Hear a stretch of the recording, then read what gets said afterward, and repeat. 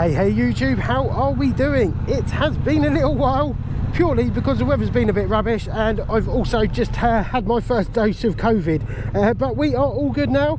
And today I have got a little bit of a review video for you. Now, when you post some videos on YouTube and a few people start watching it, you have companies getting in touch with you trying to send you free stuff, so you'll review it in a video.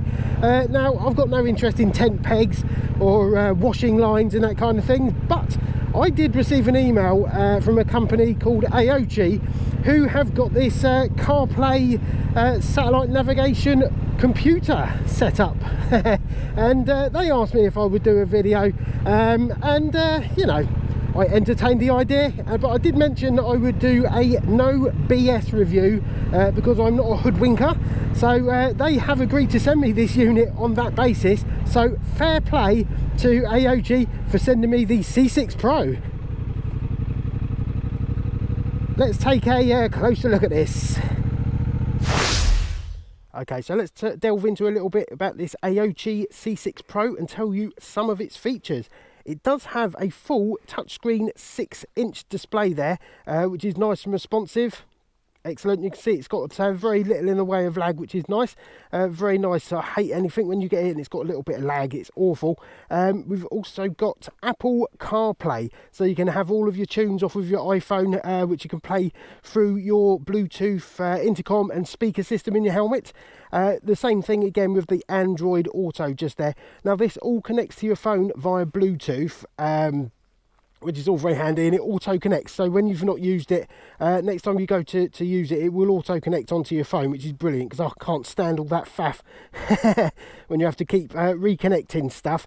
So we've covered the Android Auto. It also comes with tyre pressure monitors. So basically you get these little tyre pressure monitors, I'll show you just on the screen just here, which screw onto where your normal valve caps go, and they connect again via Bluetooth onto the screen here, and you can see all sorts of stuff in the control panel. That I've got 27 psi in the front and 32 psi in the back. You've also got a nice little indicator here for your direction indicator there, which is pretty handy. So let's go out and have a look at some of this other stuff that we've got.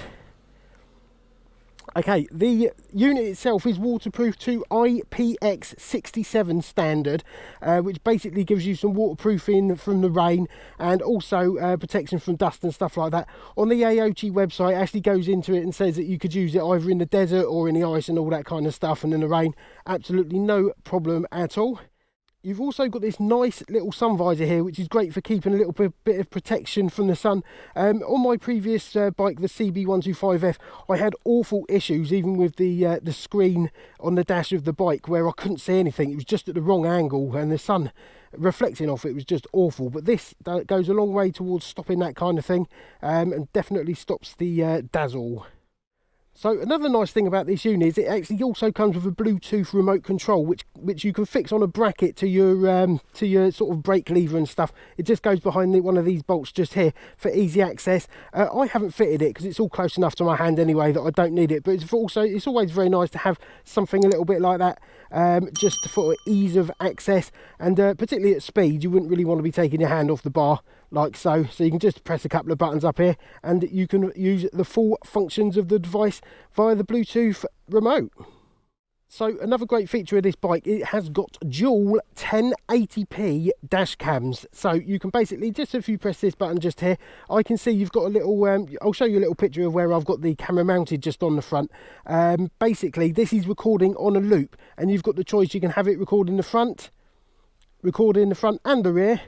You can switch those around as well, just like that. But if you go onto this one, it'll give you a reversing camera as well, which is pretty handy when I'm reversing out of the post office parking spaces. So that's a really nice feature. And as I say, that does act as a dash cam. So basically, it's recording on a loop. You've got a little SD card slot under the bottom of the unit just here, and it's really, really handy. And if in the event of an accident, it's always nice to have a log of what's actually happened rather than what someone else says has happened, for sure. But that's a really nice little feature to have just there. Okay, so whilst the unit is nice and ergonomic and easy to see on my handlebars just here, how easy is it to actually fit this? Now, you will know from previous videos I'm no auto electrician, but it comes with a very easy wiring setup. You've got 3 wires, one connects to the positive terminal of your battery on your bike, one connects to the negative, and you will also have another one which you can splice into an accessory on your bike, so the unit only powers up once you turn the ignition of the bike on, which is really handy because it's not going to drain your battery. So the feature I love most about this is the fact that you can have Apple CarPlay on. So if we go back onto the home screen just like so, it's very easy to navigate. Once you get on this screen, it obviously gives you the time and all that, and you can see the status of the screen recording just at the top there. It's got a little timer. It does it on a loop, and you've also got a little section at the top here, so it's got full Wi-Fi with my phone, Bluetooth is connected, and it's got the SD card and all that stuff in, as I previously mentioned. If we go ahead and press this CarPlay, once you've set this up and connected it to your phone, it will auto-populate the next screen with all of the functions that will work basically with this device. So you can see you can use your phone, you've got access to your music, Google Maps by the looks of things there, messages, all sorts of things. You just swipe screen, obviously a fantastic touch screen here as well. BBC Sounds, Amazon Music, all that sort of stuff. Google Maps, you know, a great free to use map system just there. And all kinds of stuff here. I mean, the main reason I will use this is for Waze, basically, because you've got free satellite navigation, which is just really helpful, and it looks fantastic on the screen just here. And once you're in an app, you can basically just press this button to go back to where you were previously. Press it again, and it will give you like an overview of what's going on, your music and your sat nav, so you can have like a multi-screen thing going on there if you wish to. So that is absolutely brilliant. You can also access all of your music and all that kind of stuff, and just very easy to navigate. You also have a little clock up here all the time as well, and also a little battery indicator. This battery indicator is indicating how much battery there is left on your phone, so definitely worth keeping tabs on that kind of thing. So there's all sorts of settings and parameters that you can change within the unit itself just by pressing this little button just here. And you can see you can set up your remote key, which I mentioned previously, just for adjusting the unit on the fly without having to take your hand off of the off of the handlebars. You've got all the information there with regards to the tyre pressure monitors. You can actually change that between bar and PSI should you need to. You can see how responsive the screen is. It's excellent. Key volume will adjust the... don't know what that does, to be honest with you.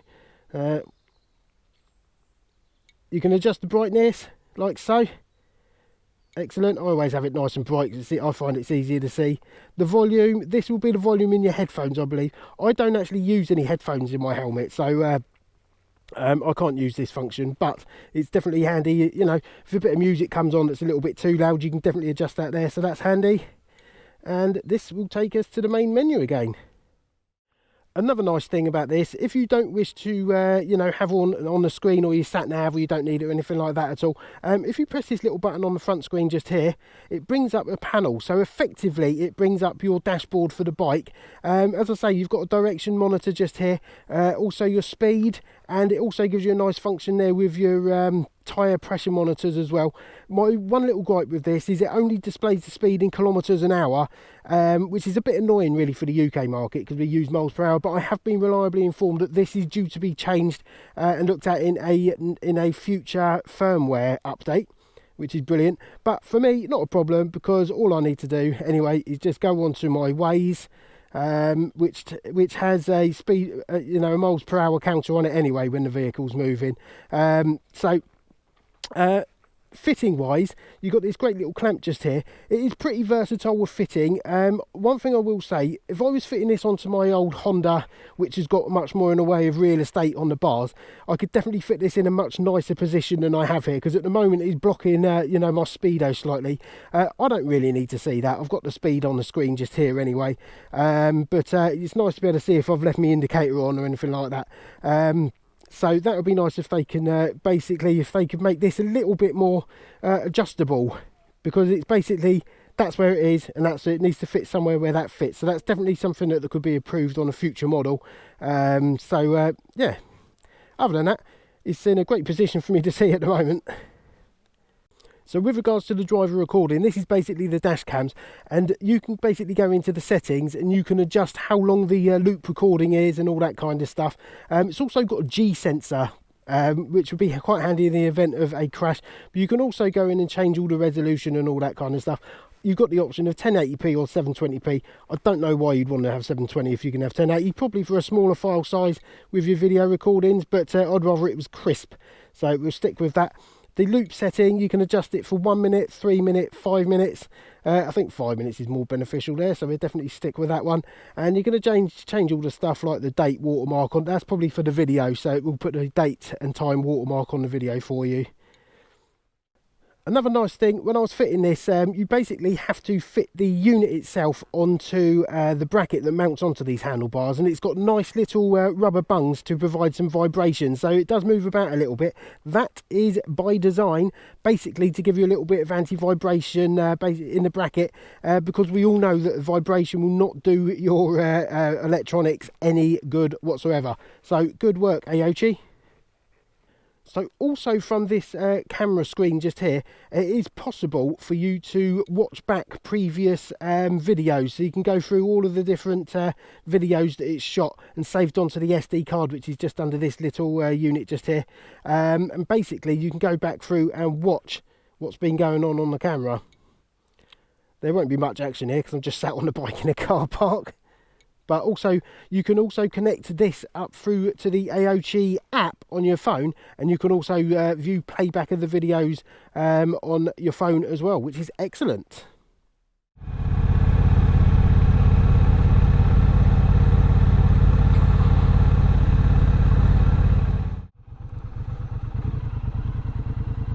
This is Apple Maps.